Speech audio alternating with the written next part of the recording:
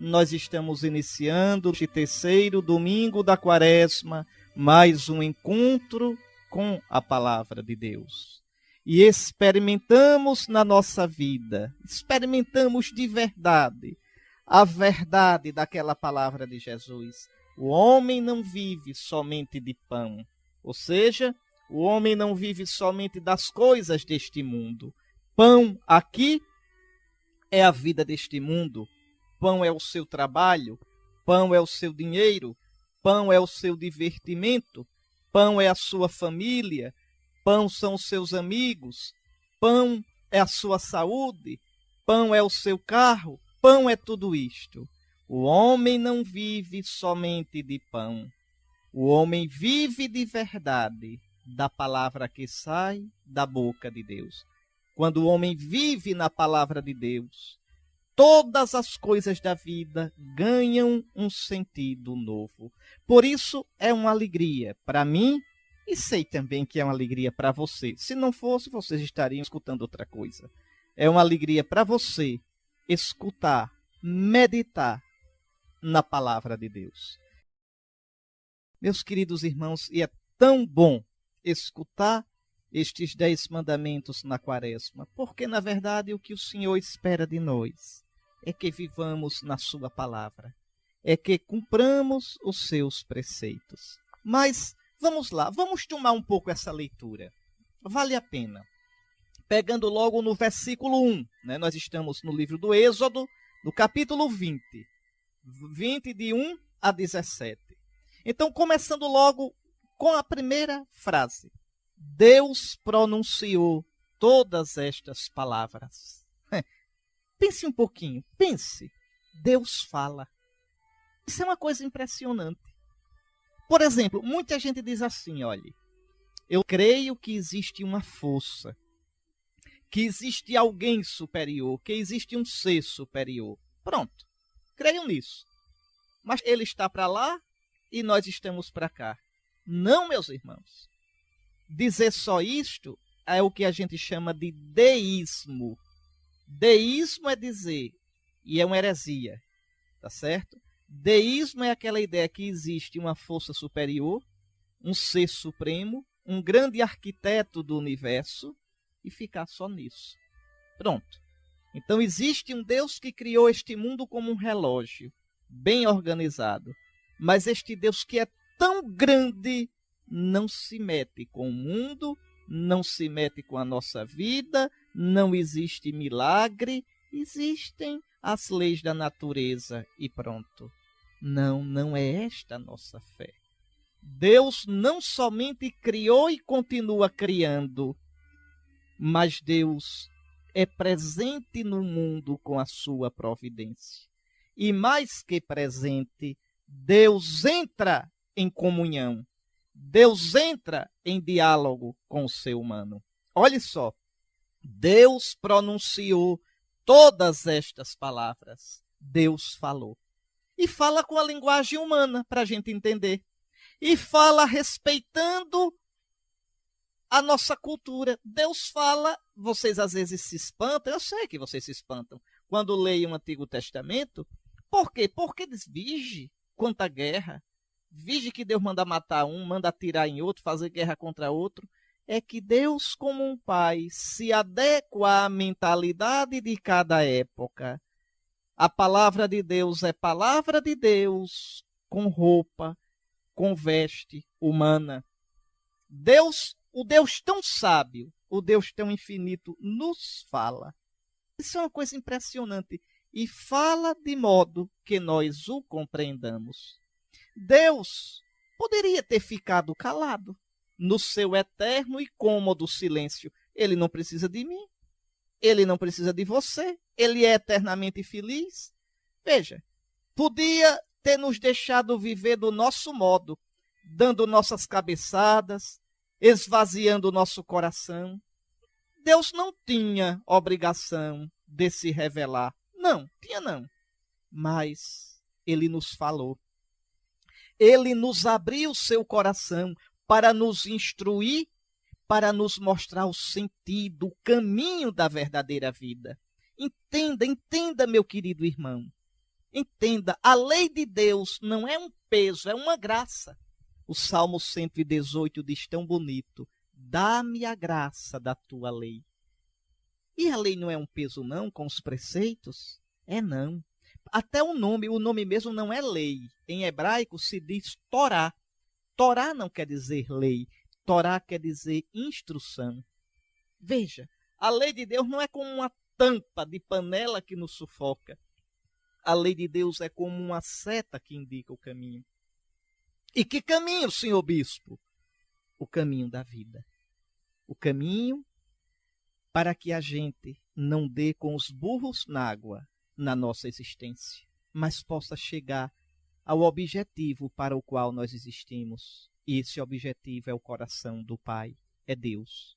Então Deus nos fala, isso é uma graça. Dá-nos, Senhor, a graça da tua lei, porque na tua lei, nos teus preceitos, tu nos abriste o coração para nos instruir, para nos mostrar o sentido e o caminho da verdadeira vida. Obrigado, ó Deus Santo, pela tua lei. Obrigado. É aí que a gente vai entender o salmo da missa de hoje. Daqui a pouco vai dizer: a lei do Senhor é perfeita. A lei de Deus é uma graça para nós. É uma graça. Qual é o pai que não educa o seu filho? Qual é o pai, o bom pai, que não toma o seu filhinho pela mão e lhe fala da vida? Ele mostra o caminho. É isto que Deus faz quando nos deu a sua lei. A Bíblia, meus queridos ouvintes, meu querido irmão, minha querida irmã, a Bíblia não é um livro para ser primeiramente estudado.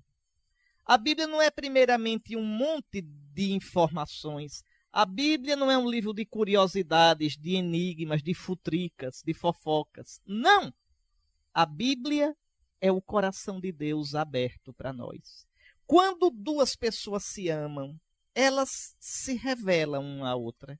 Se revela como? Com a vida. Não é só com palavra, não, é com a vida. Eu mostro quem eu sou com meus gestos, com minhas atitudes, com minha fisionomia, com minha palavra. Assim é Deus. E onde é que eu encontro os gestos de Deus? A fisionomia de Deus? O jeitão de Deus? O coração de Deus? É na Bíblia. Pronto. A Bíblia é o coração de Deus rasgado para que a gente possa ver. É isto, é isto. Por isso os preceitos do Senhor. Veja, Deus fala e Deus falou. Mas quem é esta palavra de Deus, na qual todas as palavras estão contidas e da qual todas as palavras dão testemunho? A palavra de Deus não é um livro. Cuidado. A palavra de Deus não é a Bíblia. Você agora pode tomar um susto. Eu já disse isso aqui algumas vezes. A gente canta, né? A Bíblia é a palavra de Deus. É e não é. É e não é. Essa frase, se um aluno de teologia disser na sala de aula para o professor, ele diz sim e não. Explique direitinho essa história que a Bíblia é a palavra de Deus, porque eu posso lhe dar um 10 ou um 0 se você souber explicar. A palavra de Deus não é um livro. A palavra de Deus é uma pessoa. A palavra de Deus é Jesus. Cuidado. No princípio era a palavra, era o verbo. E a palavra estava com Deus, e a palavra era Deus. Olha lá o Evangelho de João, capítulo 1, versículos 1 a 18. Olhe lá. Tudo foi feito através dela, desta palavra. E sem ela nada foi feito de tudo que existe. Nela estava a vida, e a vida era a luz dos homens. E a luz brilhou nas trevas, mas as trevas não a aprenderam. Agora vá lá para o versículo 14. O que é que diz? Vá, olhe na sua Bíblia. Eu estou olhando na minha. Olhe, encontrou?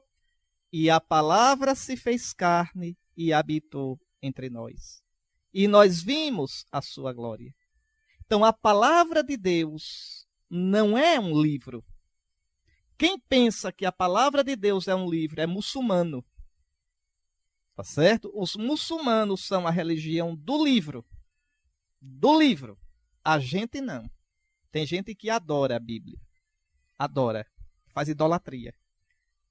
A palavra de Deus não é um livro. A palavra de Deus é uma pessoa, Jesus. Para você ser cristão, a pergunta não é assim: ô Zezinho, você crê na Bíblia? Isso não é pergunta para cristão. A pergunta é: Zezinho, tu me amas? É Jesus quem pergunta. Tu me amas? Zezinho, se tu quiseres ser meu discípulo, tu deves amar-me mais do que a ti, mais do que a teu pai, tua mãe, mais do que tua família, mais do que a tua vida. Então, veja, o caminho, a verdade, a vida é Jesus, nosso Senhor.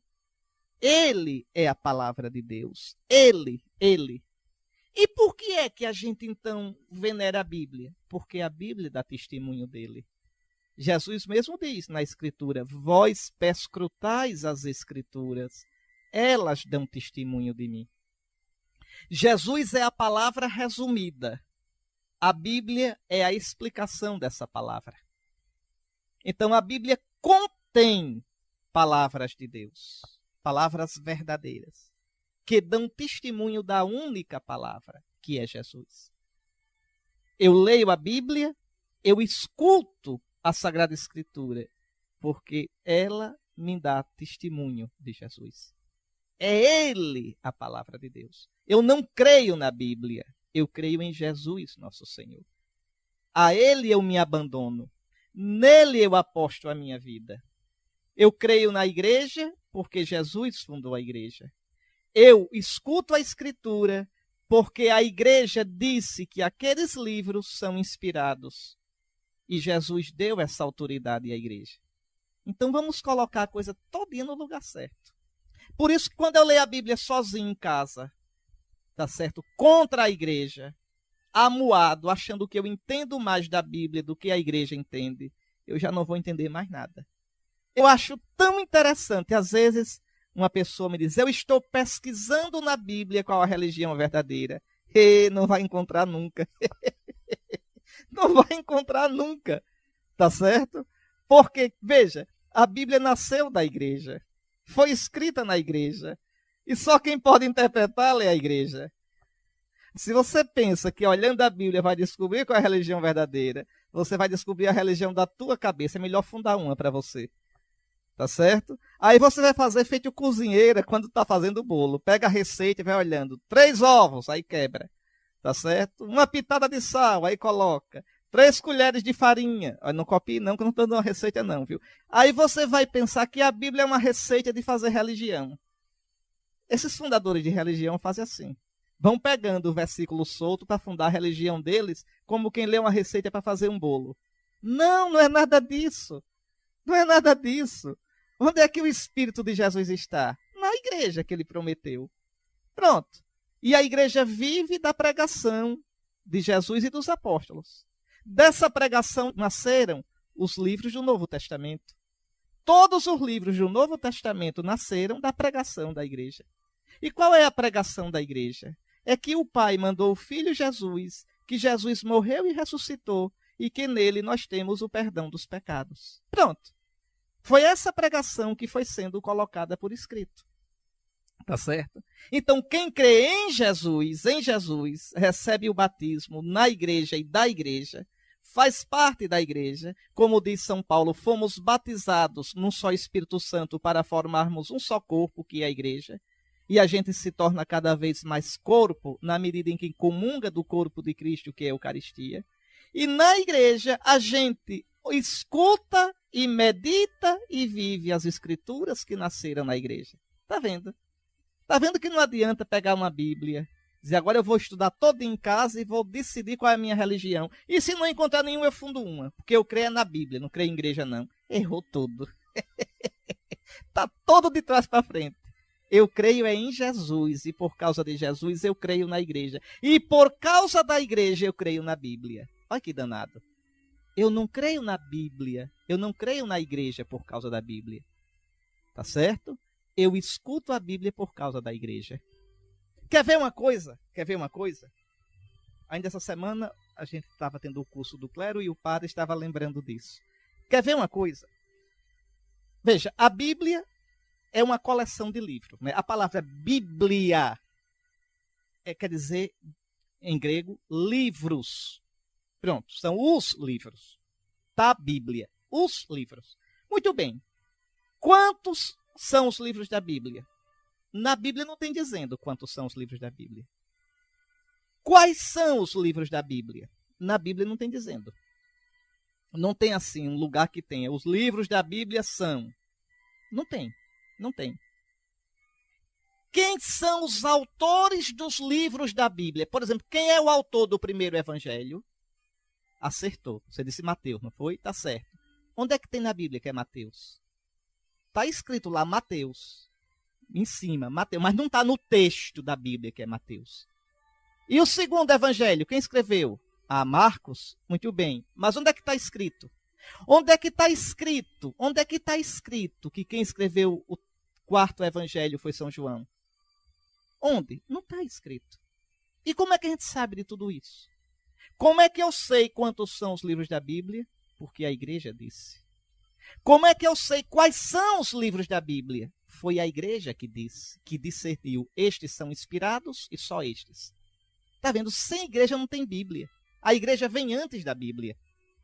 Primeiro vem a igreja. Cristo não fundou a Bíblia, Cristo fundou a igreja.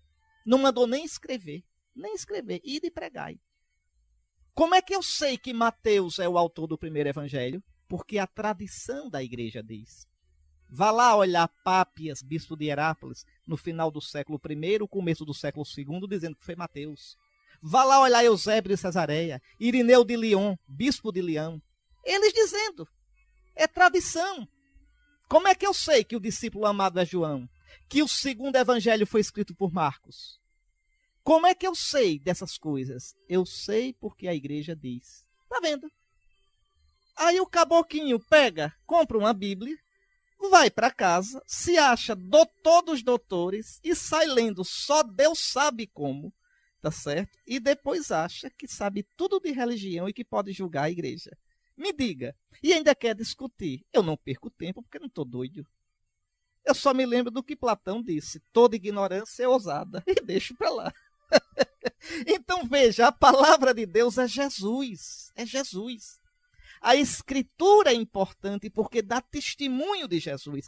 Tanto que São Jerônimo, no século IV, dizia que desconhecer a escritura é desconhecer Cristo. Então, veja, isso é muito importante.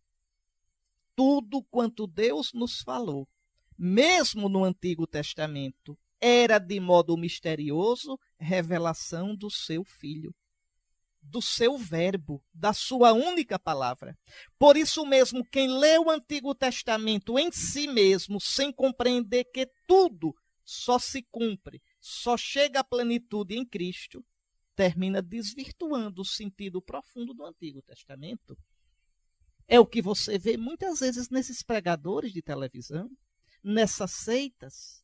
Pega-se um versículo do Antigo Testamento e faz dele um cavalo de batalha, fora do contexto, fora da intenção do autor, fora de tudo.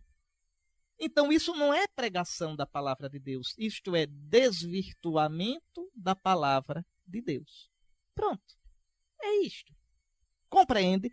Toda a escritura tem que ser lida à luz de Cristo, não com essa leitura simplista que reduz de modo simplório a palavra de Deus.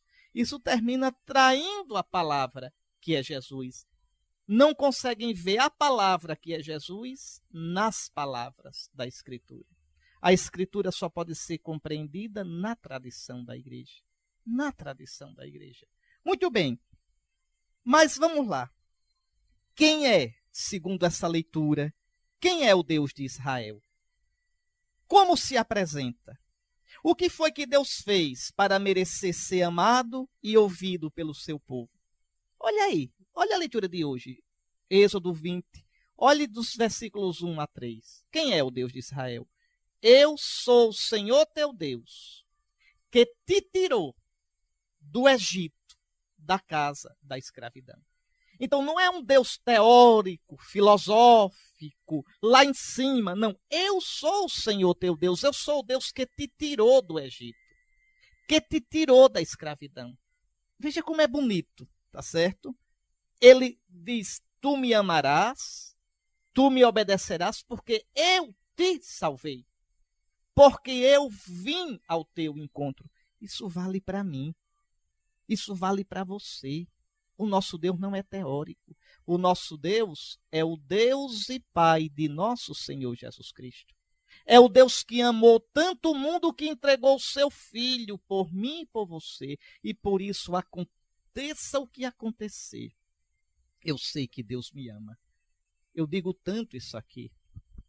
Deus não precisa me provar mais nada. Tudo o que Ele tinha para me provar, Ele já me provou quando me entregou o seu Filho. Pronto. O resto é resto. Então, por que esse sofrimento?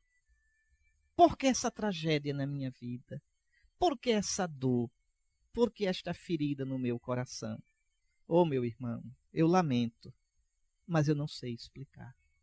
Eu só posso lhe dizer isso. Olha, se você estiver sofrendo, se você estiver passando por um momento difícil na sua vida, se você tem alguém da sua família numa doença penosa, grave, numa situação dolorosa e prolongada, se você está passando por um momento difícil de treva, se você olha para o mundo e vê tanto sofrimento, tanta dor, tanta solidão, e isso lhe faz revirar o estômago e dar um aperto no coração, eu lamento e peço a Nosso Senhor por você nesta tarde.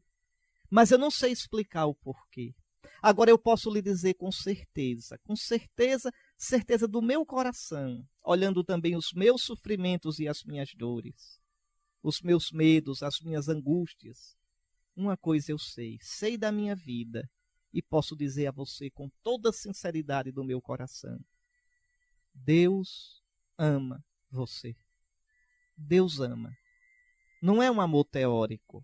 Deus ama. Olhe para a cruz. Foi por você. Você pode dizer como São Paulo na carta aos Gálatas: olhando para Cristo, Ele me amou e se entregou por mim. Você pode ouvir Jesus dizer a Nicodemos em João 3: Deus amou tanto o mundo que entregou o seu Filho, para que todo aquele que nele crê não pereça, não desabe, mas tenha a vida eterna. Está aí, meu irmão. Agora, o modo de agir de Deus nos ultrapassa. O modo de agir de Deus é misterioso. Eu não sei, Ele é grande demais, é santo demais, eu não sei. Eu sou ministro dele, não sou dono dele. Quem sou eu diante de Deus? Então veja, eu sou o Senhor teu Deus que te tirou do Egito. Eu sou o Senhor teu Deus que te ama. Por isso amarás o Senhor teu Deus. Uma outra coisa importante, vejam, Deus proíbe que os judeus façam imagens. Isso é proibido no Antigo Testamento. Olha aqui, vamos reler. Êxodo 20, versículos 4 ao 6. Não farás para ti imagem esculpida, nem figura alguma do que existe em cima nos céus, então nem de anjos, nem de nada. Nem de aves, nem de nada. Ou embaixo na terra, ou nas águas debaixo da terra. Não te prostrarás diante dos ídolos. Essas imagens não são quaisquer imagens. São imagens para um culto idolátrico. Para chamá-las de Deus. Para dizer assim, esse pedaço de madeira é Deus. Este pedaço de madeira tem força, tem poder, é mágico. Isso é idolatria pura. Nem lhes prestarás cultos, pois eu sou o Senhor teu Deus, um Deus ciumento. Eu não aceito que tu coloques a tua fé em nada que não seja em mim. Castigo a culpa dos pais nos filhos. Cuidado, isso aqui é um modo de falar. Tá certo? Deus não se vinga dos pais nos filhos. Isso aqui é um modo de falar numa sociedade tribal. Mas não vou entrar nisso agora, porque o meu interesse é explicar outra coisa. até a terceira e quarta geração dos que me odeiam, quer dizer, dos que não ligam para mim, dos que não me amam, dos que me desprezam, dos que me deixam no canto, mas uso de misericórdia por 1000 gerações para com os que me amam e guardam os meus mandamentos. Está aí. Por que essa proibição de fazer imagem no Antigo Testamento? Por quê? Primeiro, pelo perigo de Israel cair na idolatria. As religiões dos povos antigos, cada deus tinha a sua imagem, o seu ídolo. E compreenda, no ídolo, o idólatra não diz assim, Deus está no céu e esta é uma imagem dele na terra. Não, não. Deus é essa imagem. Essa imagem tem um poder. Essa imagem é Deus. Aí a Bíblia arrasa. Arrasa. Se você olhar o livro da sabedoria não está na Bíblia dos nossos irmãos protestantes. Eles tiraram, mas é palavra de Deus. Arrasa com a idolatria. Diz, um homem pega um pedaço de pau, constrói lá o que ele quer, com o pau que sobra faz uma imagem, e depois coloca confiança nela. Adora a imagem. Pensa, diz, vai aqui o teu Deus. É loucura? É doidice? Então, Deus quer mostrar a Israel que ele é um Deus diferente dos deuses dos pagãos. Sabendo que o povo tem a tendência de cair na idolatria, porque quando Israel chegou em Canaã, vocês imaginem, eram 7 povos cananeus. Heveus, Jebuseus, Gegezeus, Ferezeus, esses deus todinhos. E ainda chegaram junto com os judeus, os filisteus, outro Eus. Então, havia os povos da redondeza também, edomitas, moabitas, madianitas, arameus, amorreus. Então, todos esses povos, cada um com o seu Deus ali juntinho, que eu podia botar numa sacola, que eu podia pegar. Então, Israel tem a tentação de um Deus igual ao dos outros povos. Tanto que fizeram 2 bezerros de ouro no deserto. E disseram, olha aqui o teu Deus, Israel, que te tirou do Egito. Veja, compararam Deus com um bicho comedor de capim. Por quê? Porque fica mais fácil controlar Deus. Esse Deus que ninguém vê. Esse Deus é muito misterioso, dá medo. Será que ele não existe? Vamos fazer uma imagem que fica mais fácil controlá-lo. Então Deus não permite isto. É uma questão educativa, pedagógica. Não farás imagem alguma. É interessante se você olhar o livro dos reis, primeiro livro dos reis, se você olhar o próprio livro do Levítico, quando se construiu o templo, se fez imagens. Aí não tinha perigo. E Deus não ligou. No templo, havia imagens de aves, de animais. Por exemplo, no templo de Salomão, você tinha o mar de bronze. O que era o mar de bronze? Uma bacia gigante, gigante, gigante. Uma caixa d'água enorme de bronze, com água para a purificação dos sacerdotes. Essa bacia de bronze era sustentada por 4 touros de bronze. Bicho dentro do templo. Aqui está bem claro, não farás imagem de nada, nem em cima no céu, nem embaixo da terra. Veja, no Santo dos Santos, 2 anjos gigantes, 2 anjos de ouro que iam do piso ao teto, as asas abertas. Uma asa batia numa parede e chegava a topar na asa do outro anjo, e a asa do outro anjo batia na outra parede. No Santo dos Santos, 2 imagens. Não farás imagem de nada, nem em cima no céu, nem embaixo na terra. E está lá a Bíblia dizendo que Salomão fez e agradou a Deus, e Deus habitou no seu templo. Na Arca da Aliança, a tampa da arca. Qual é o nome da tampa da arca? Qual é o nome? Qual é o nome? Propiciatório. Na tampa da arca havia 2 anjos de ouro. 2 anjos, com o rosto voltado para baixo, em sinal de temor e de adoração a Deus. Na arca santa de Deus. Então, a proibição é de fazer imagens de ídolos. É o cuidado com a idolatria. Não é uma proibição absoluta. Entende? Esse aqui é o problema. Se você pega a letra da palavra de Deus sem olhar o contexto e a tradição, quer dizer, como foi que Deus fez Israel compreender essa palavra? Como foi que o Espírito Santo que Jesus deu à igreja, como foi que o Espírito Santo fez a igreja entendendo essa palavra? Se você não fizer essa pergunta, você vai fazer cada interpretação doida da Bíblia que sai da frente. Porque a letra mata. Até a letra da Bíblia mata. A letra da Bíblia mata. É o Espírito de Cristo que dá vida. Se você lê a Bíblia no Espírito, e o Espírito Deus deu à igreja, não deu à Bíblia, não.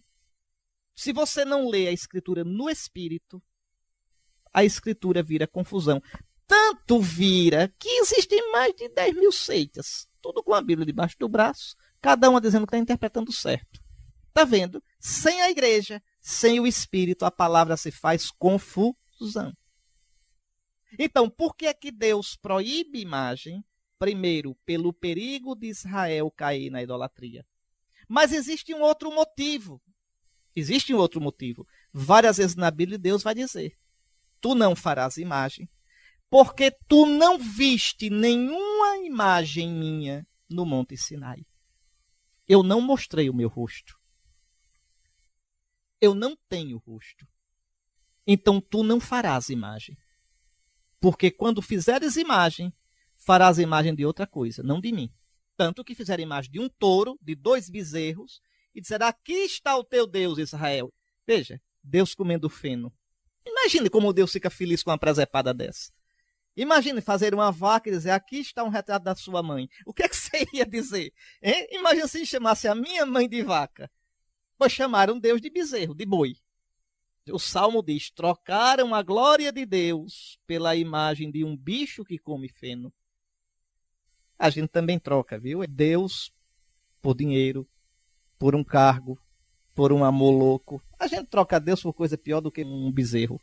Mas escute, então Deus diz: tu não farás imagem, porque tu não viste imagem nenhuma sobre o monte. Mas agora, preste atenção, viu, cristão? Agora Deus mostrou o rosto dele. Agora Deus tem rosto. Aí você toma um susto, vai dizer: senhor bispo, Deus tem rosto? Tem. Tem. Você está com a Bíblia aí, tá? Pega a sua Bíblia e olha aí, Colossenses 1,15. Está falando de Jesus. O que diz aí? O que diz? Daqui eu não posso ouvir, então eu vou dizer para você me ouvir. Ele é a imagem do Deus invisível. Então, Deus que não tinha imagem, Deus que não podia ser visto, agora pode ser visto. Porque Deus se fez homem no seu Filho Jesus. Ele é a imagem do Deus invisível. Colossenses 1,15. E Jesus diz no Evangelho de João, João 12, versículo 45. Quem me vê, vê o Pai. E vai dizer a Filipe: Filipe, quem me vê, vê o Pai. Como é que tu podes dizer: mostra-nos o Pai? Então, agora Deus pode ser visto. O Deus que só podia ser ouvido, e o primeiro mandamento no Antigo Testamento é: ouve, ó Israel. Agora pode ser visto. Esta é a novidade cristã. São João começa a sua primeira carta. Olhe na sua Bíblia, 1 de João, capítulo 1, versículos 1 e seguintes. O que diz? O que diz aí? O que era desde o princípio. Quem era desde o princípio? No princípio era o verbo. Era a palavra. Quando Deus criou o céu e a terra, foi criando pela palavra. Faça-se, faça-se, faça-se. E essa palavra se fez carne, é Jesus. Repare. O que era desde o princípio, o que nós vimos, o que nós ouvimos, o que nós apalpamos da palavra da vida, porque a palavra se manifestou e nós vimos, nós apalpamos, nós damos testemunho. Então, Deus que não tinha imagem, agora tem imagem. Tem imagem, seu filho. É por isso que os cristãos podem e devem fazer imagem. Olhe também João capítulo 14, versículos 8 e 9. Olhe lá. Então, as imagens não são para adoração, são para veneração.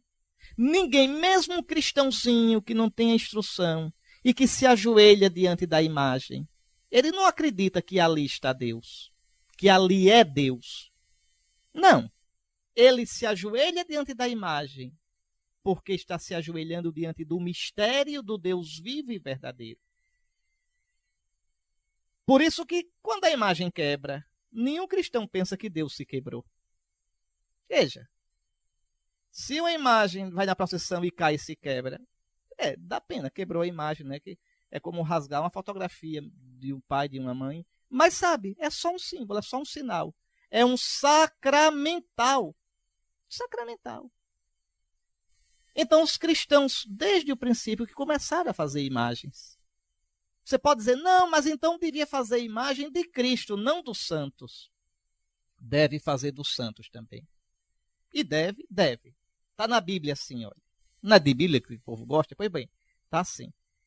Como nós antes trouxemos a imagem do homem terrestre, agora trazemos a imagem do homem celeste.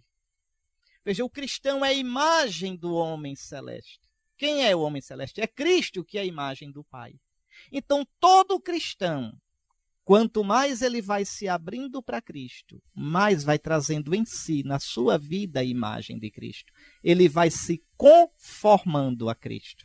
Quando eu faço a imagem dos santos, é para lembrar que eles são imagem viva, com a vida deles, imagem de Cristo. É a Bíblia. Só que é a Bíblia entendida no Espírito Santo. A Bíblia entendida no modo como Cristo disse que ia fazendo a igreja entender. Porque ele disse na última ceia, tenho muitas coisas a vos dizer que não podeis entender agora.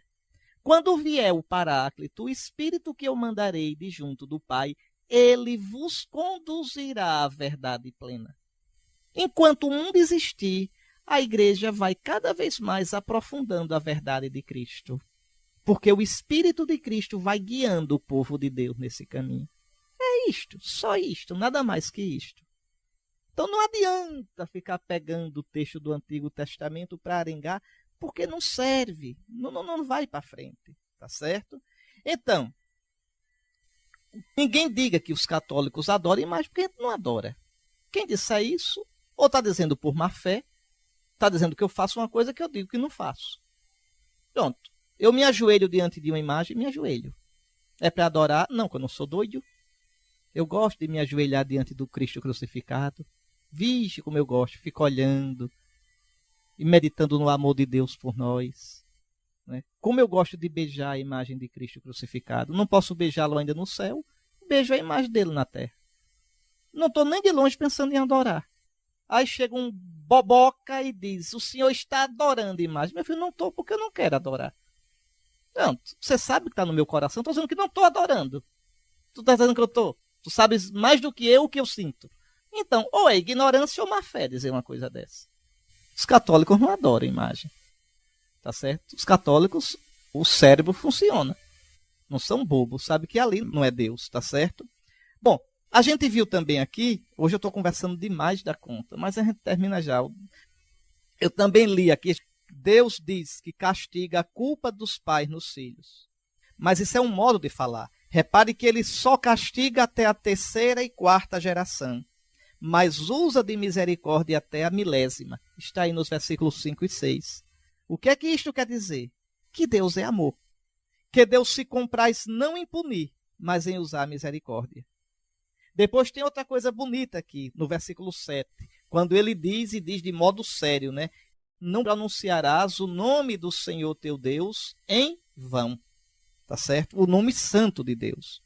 O nome Javé, esse é o nome de Deus, não podia ser pronunciado à toa. Porque você dizer o nome quer dizer que você conhece totalmente a pessoa, pode chamá-la, conhece totalmente. Ora, já expliquei isso aqui. Deus está para além de tudo. É mistério, é santo. Mesmo ele sendo amor, mesmo sendo Deus próximo, é Deus e não nosso compadre. Não podemos manipular Deus, questionar Deus. Eu tenho dito isso muito aqui. Hoje os cristãos andam meio esquecidos disso, viu?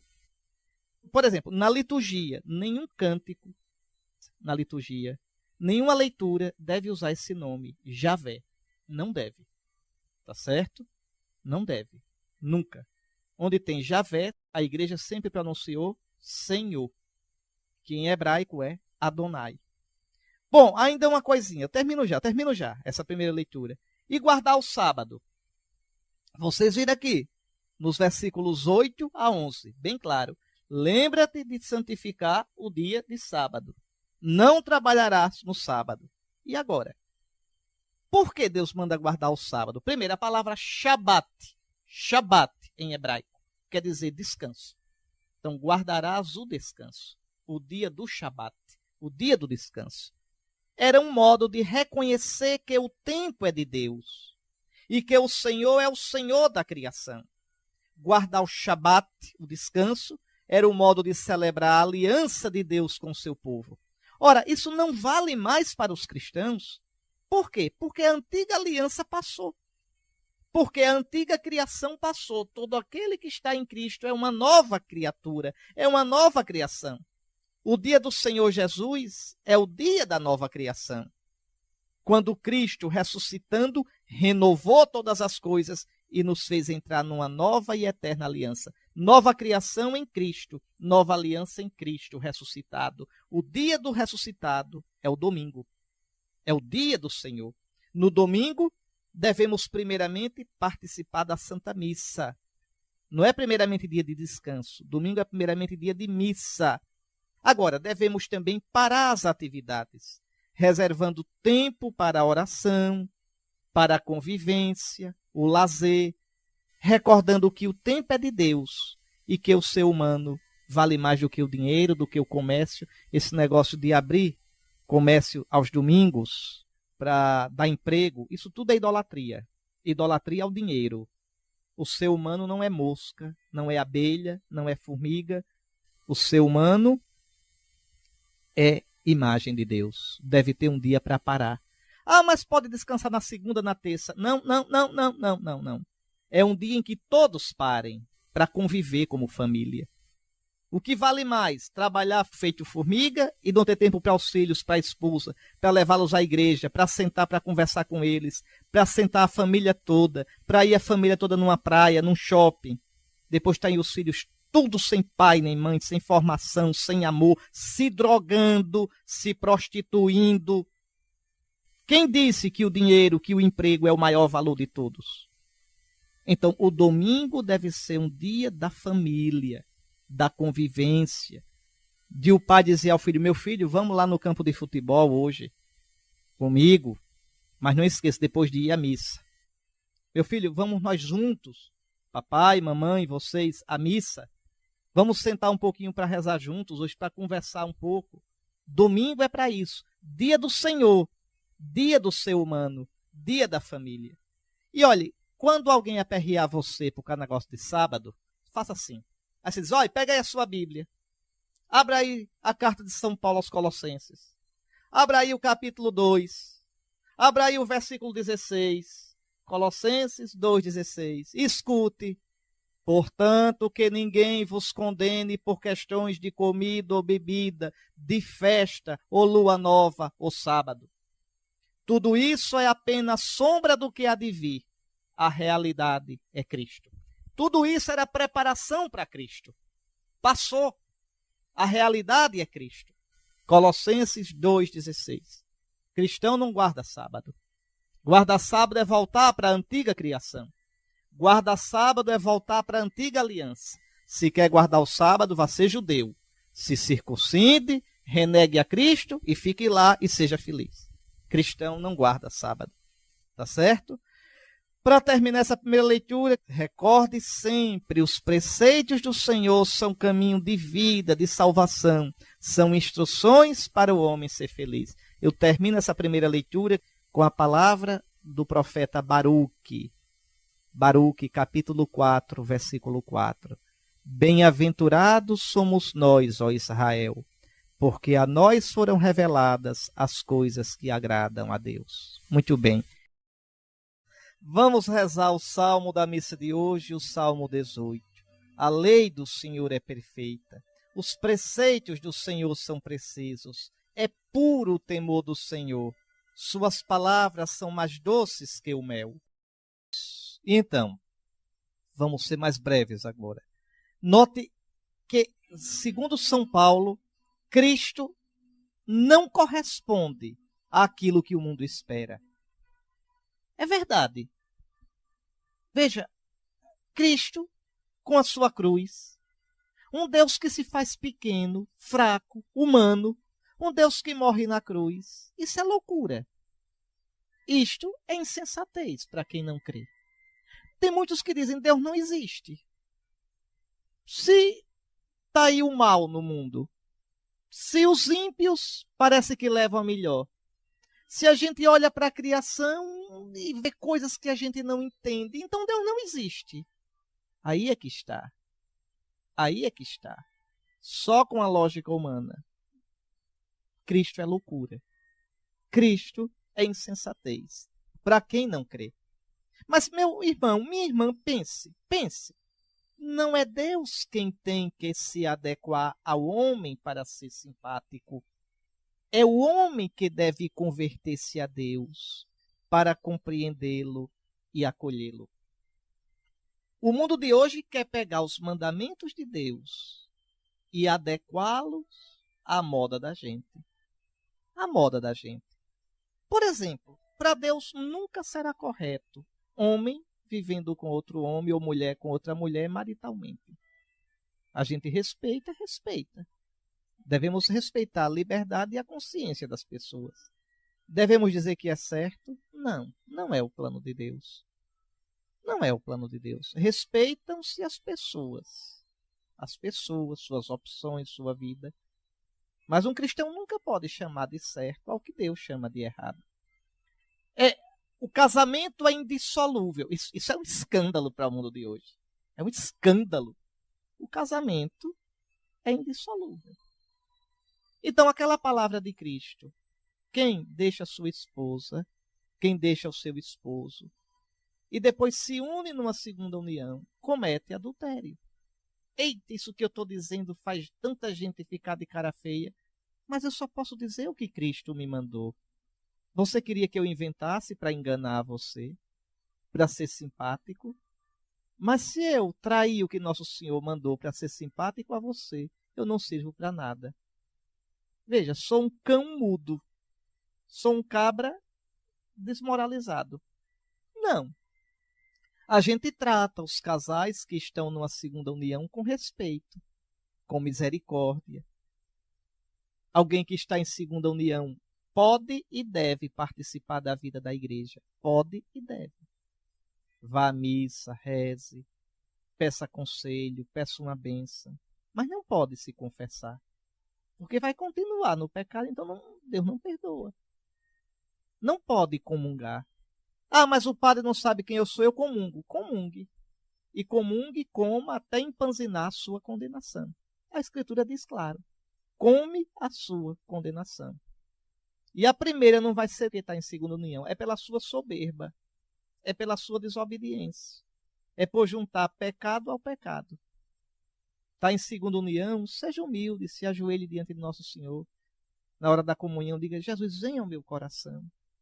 Tu sabes que eu quero te obedecer e te amar. Tu vês a minha situação. Pronto, essa humildade encanta o coração de Deus. Aí tem aquele soberbo que diz, eu vou que eu tenho direito. Amigo, amiga, na igreja, diante de Deus, nem eu nem você temos direito a nada. Tudo é graça de Deus. É um coração de joelhos que encanta a Deus. Então veja, eu estou dizendo isso para... Hoje eu estou danado para falar, não estou? Mas veja, entenda, compreenda. Não é Deus que se dobra a gente. É a gente que tem que caminhar para Deus. Por isso o evangelho é escândalo. Ah, é por isso que a igreja católica está vazia. Bom, primeiro, não está vazia. E segundo, se tiver de ficar vazia porque é fiel, que fique. Porque Nosso Senhor chamou a gente não para fazer sucesso, mas para ser fiel. Aliás, quem faz sucesso dificilmente é fiel. São Paulo disse, se eu quisesse agradar aos homens, não seria amigo de Cristo. Leia lá a segunda carta aos Coríntios. Então, cuidado com essas coisas. É o homem que deve converter-se a Deus para compreendê-lo e acolhê-lo. É por isso que entre o cristão e o mundo haverá sempre um ponto de tensão, pois aquele que pensa e age segundo o Espírito de Cristo, o cristão pensa e age segundo o Espírito de Cristo. E o mundo age simplesmente pela sua lógica, pela sua razão, embotada e ferida pelo pecado. Então, eu vou deixar aqui uma pergunta. Escute. Quem é que inspira o seu modo de pensar? Cristo ou o mundo? Você vive de acordo com a moral cristã ou de acordo com a pressão da mídia e da maioria? Olha isso, é uma questão séria, não é? Então, o que é que eu tenho que fazer para pensar como Cristo? Converter-se. Converter-se. Eu devo o tempo todo comparar o meu jeito de pensar com Cristo. E esse Cristo é o Cristo da igreja, tem outro não. Então, tem cada questão difícil, viu? Cada questão. Eu vou dizer uma que vai deixar você admirado, mas eu vou dizer, viu? Veja, aquele casal não pode ter filho. Não pode ter filho. Ah, mas a gente queria tanto um filho. Muito bem. Né? Já fez os tratamentos que podiam fazer, não tem filho. Ah, então a gente vai fazer inseminação. É pecado. Pode fazer, mas é pecado. Você está em pecado grave. Está em pecado grave. Tá certo? Ah, mas todo mundo faz. Bom, você é cristão, você não é todo mundo. Se você quiser fazer como os pagãos fazem, faça. Mas é pecado. Filho não é direito. E filho não é cachorrinho que você encomenda como quer. Eu quero um poodle. Eu quero um piquinês. Não. Filho é dom de Deus. Ah, mas a gente quer um filho. Então adote um. Adote um. Ô, Dom Henrique, o senhor é muito radical. Sou não. Radical é Jesus. Eu só quero ser fiel a ele. Eu só quero ser fiel à igreja. Tá certo? Eu só quero ser fiel à igreja. Eu sei que dói. Eu sei que dói. Mas essa é a palavra de nosso Senhor.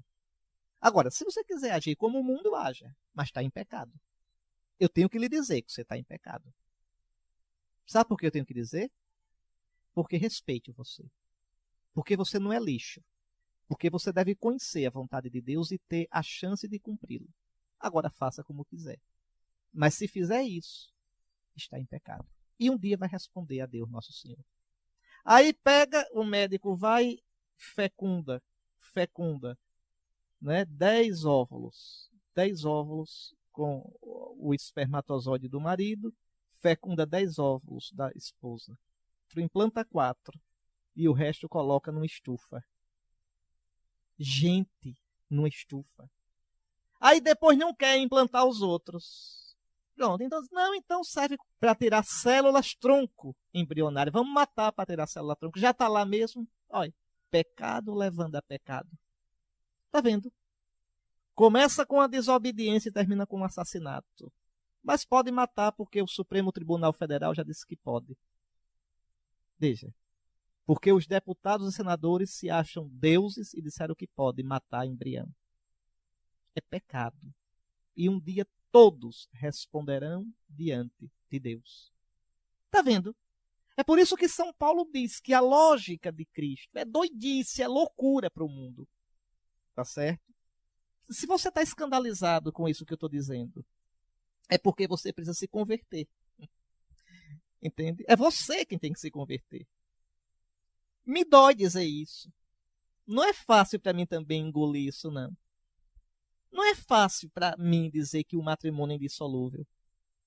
Não é fácil para mim dizer para um casal que quer um filho a qualquer custo, que a qualquer custo ele não pode ter. Eu me coloco no seu lugar. Doeria em mim.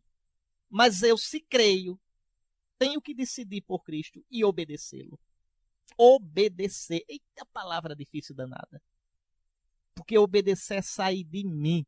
É sair do meu jeito de ver e abraçar o jeito de ver de Deus. Ai, como dói. Pois o teu Senhor Jesus, o meu Senhor Jesus, fez-se obediente até a morte e morte de cruz. E porque foi amorosamente obediente ao Pai, nos salvou. Olha, e aqui teria muita coisa para explicar, mas hoje eu já conversei demais, já abusei muito da sua paciência. Eu vou só aqui fazer um resumo, está certo? Vamos lá.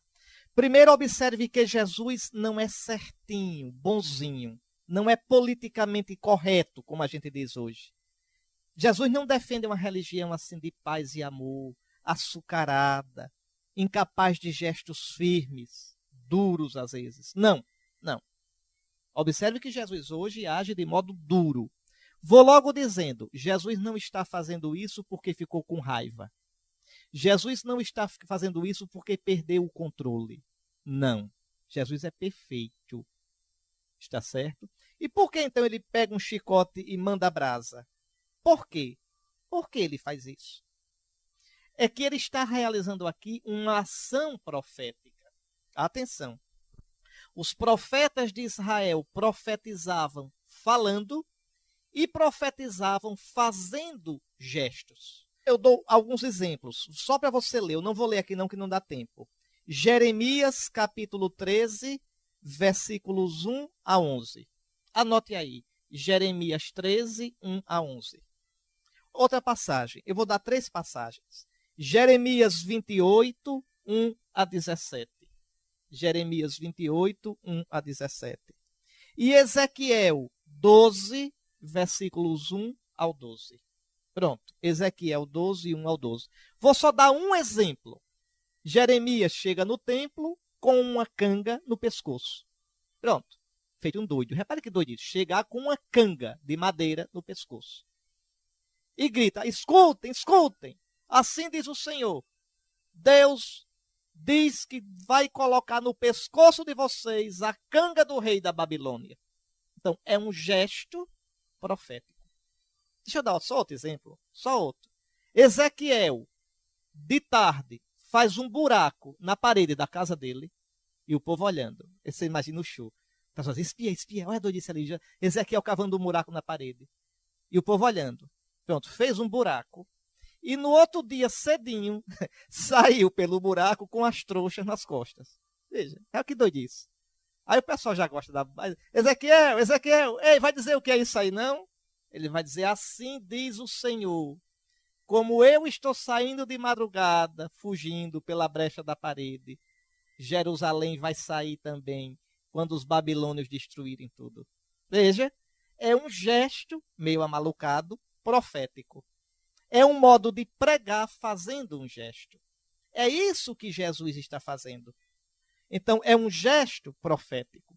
E o que é que significa aquele gesto dele? Atenção. O templo de Jerusalém é o lugar da habitação de Deus. É o lugar onde o homem pode encontrar Deus. É o lugar onde habita o Espírito de Deus. Por isso, o templo é a imagem do corpo de Cristo. É em Cristo que a gente vai poder encontrar Deus. Cristo ressuscitado, cheio do Espírito Santo, é o lugar onde se encontra Deus. Ora, os judeus vão destruir na cruz o corpo de Cristo, como estão destruindo o templo, avacalhando com o comércio. Está vendo? Por isso, Jesus pega o chicote, manda a brasa e diz, destruam esse templo, podem destruí-lo. Ele não tem mais serventia. Vocês estão destruindo o templo, como vão destruir o meu corpo.